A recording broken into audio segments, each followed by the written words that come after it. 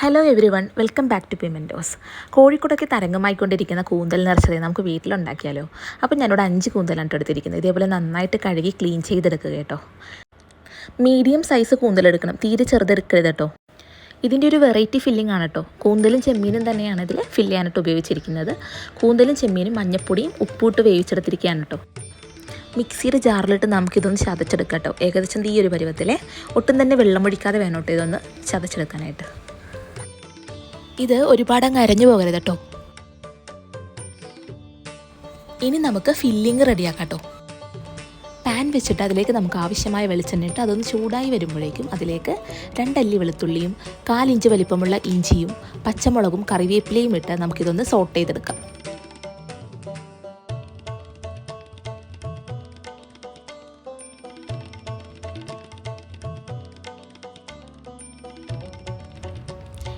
ഇനി നമുക്ക് ഒരു മീഡിയം സൈസ് സവോളയും കൂടി ചേർത്ത് ഇതൊന്ന് വഴറ്റിയെടുക്കാം കേട്ടോ. ഇതിൻ്റെ കളറൊന്ന് മാറി വരുമ്പോഴേക്കും നമുക്കിതിലേക്ക് സ്പൈസസ് ആഡ് ചെയ്യാം കേട്ടോ. 1/2 ടീസ്പൂൺ മഞ്ഞൾപ്പൊടി, 1 ടീസ്പൂൺ മുളക് പൊടി, 1/2 ടീസ്പൂൺ കുരുമുളക് പൊടി, 1 ടീസ്പൂൺ ഗരം മസാലയും കൂടി ഇട്ട് നമുക്ക് ഈ മസാലയൊന്ന് മൊരിയിച്ചെടുക്കാം കേട്ടോ. ഇനി നമുക്കിതിലേക്ക് ചതച്ച ചെമ്മീൻ്റെ കൂന്തലിൻ്റെ മിക്സ് ഇതിലേക്ക് ചേർക്കാം. അത് ഈ മസാലയുമായിട്ടൊന്ന് യോജിച്ച് കഴിയുമ്പോഴേക്കും നമുക്ക് ഫ്ലെയിം ഓഫ് ചെയ്യാം. ഇതിൻ്റെ ചൂടാറി കഴിയുമ്പോഴേക്കും വേവിച്ച് വെച്ചിരിക്കുന്ന ഒരു ഉരുളക്കിഴങ്ങാണ് എടുത്തിരിക്കുന്നത്. അതിൻ്റെ പകുതി ഇതിലേക്ക് ഇട്ട് കൊടുക്കുന്നുണ്ട്. ഈ മിക്സ് ഒന്ന് നല്ല സ്റ്റിഫായിട്ട് വരാനാണ് കേട്ടോ. അപ്പോൾ നമ്മൾ നിറക്കുന്ന സമയത്ത് കുറച്ചും കൂടി ഈസി ആയിരിക്കും കേട്ടോ.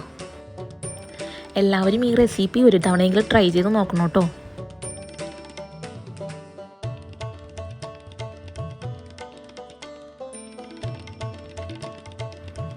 ഫില്ലിങ് വയ്ക്കുമ്പോൾ ശ്രദ്ധിക്കണം കേട്ടോ, ഒരുപാട് കുത്തു നിറയ്ക്കരുത്. കാരണം ഇത് വേകുമ്പോൾ ചുരുങ്ങും.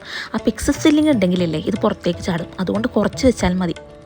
വെന്ത് കഴിയുമ്പോൾ കറക്റ്റ് ആയിക്കോളൂ കേട്ടോ.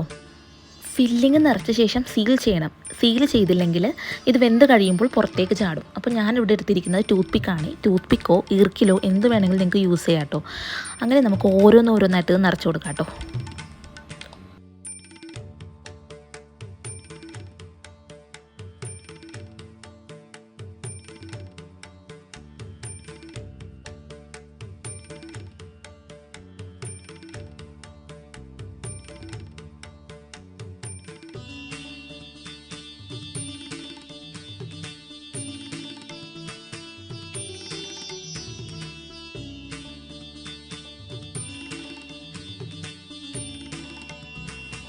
കൂന്തൽ നിറച്ച് കഴിഞ്ഞപ്പോഴേ ബാക്കി കുറച്ച് മസാല വന്നിട്ടുണ്ട്. അപ്പോൾ നമ്മൾ നേരത്തെ വേവിച്ച് വെച്ചിരിക്കുന്ന ഉരുളക്കിഴങ്ങിൻ്റെ ബാക്കിയും കൂടി ഇതിലേക്ക് ചേർത്താൽ നമുക്കിതൊരു ബജിയാക്കി മാറ്റാം.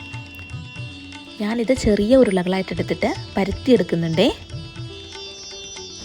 ഞാനിത് ഡയറക്റ്റായിട്ട് പൊരിക്കുകയാണ് കേട്ടോ, ഒന്നിലും മുക്കുന്നില്ല. നിങ്ങൾക്ക് വേണമെങ്കിൽ മൈദമാവിലോ റസ്ക് പൊടിയിലോ എന്തിൽ വേണമെങ്കിലും മുക്കി പൊരിക്കാം കേട്ടോ. ഇനി നമുക്ക് കൂന്തൽ വേവിച്ചെടുക്കാം കേട്ടോ. കൂന്തലും ചെമ്മീനും വേവിച്ച വെള്ളമില്ല, അത് 1/2 കപ്പ് ഞാൻ ഇട്ട് കൊടുക്കുന്നുണ്ട്. 1 വിസിലടിച്ചാണ് കേട്ടോ ഞാനിത് വേവിക്കുന്നത്.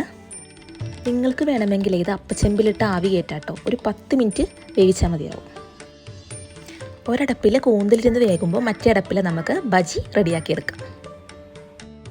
നമ്മുടെ കൂന്തൽ ഇവിടെ റെഡിയായിട്ട് വന്നിട്ടുണ്ട്. ഒട്ടും തന്നെ പൊട്ടിപ്പോകാതെ നല്ല കറക്റ്റ് ഫിനിഷിങ്ങിൽ കിട്ടിയിട്ടുണ്ട്. ഇനി നമുക്കിത് മസാലയിൽ കോട്ട് ചെയ്തെടുക്കാം. ഞാൻ വേറൊരു പാൻ വെച്ചിട്ടുണ്ട്. അതിലേക്ക് 2 ടേബിൾ സ്പൂൺ വെളിച്ചെണ്ണ, 1/4 ടീസ്പൂൺ മഞ്ഞൾപ്പൊടി, 1 ടേബിൾ സ്പൂൺ മുളക് പൊടി, 1/2 ടീസ്പൂൺ കുരുമുളക് പൊടി, ആവശ്യത്തിനുള്ള ഉപ്പും ഇട്ടിട്ട് നമുക്ക് കൂന്തൽ ഇതിലേക്ക് ഇട്ട് കൊടുക്കാം. നന്നായിട്ട് പുരട്ടിയെടുക്കാം. ലോ ഫ്ലെയിമിൽ വെച്ചിട്ടുണ്ട് ഇത് ചെയ്യാൻ, അല്ലെങ്കിൽ കരിഞ്ഞു പോകും. അപ്പോൾ നമ്മുടെ കൂന്തൽ നിറച്ചതോടെ റെഡി ആയിട്ടുണ്ട്. സിമ്പിൾ റെസിപ്പിയാണ്, എല്ലാവരും ഉണ്ടാക്കി നോക്കണേ. എല്ലാവർക്കും ഈ വീഡിയോ ഇഷ്ടമായാൽ ഒന്ന് ലൈക്ക് ചെയ്യുക, ചാനലൊന്ന് സബ്സ്ക്രൈബ് ചെയ്യുക. താങ്ക്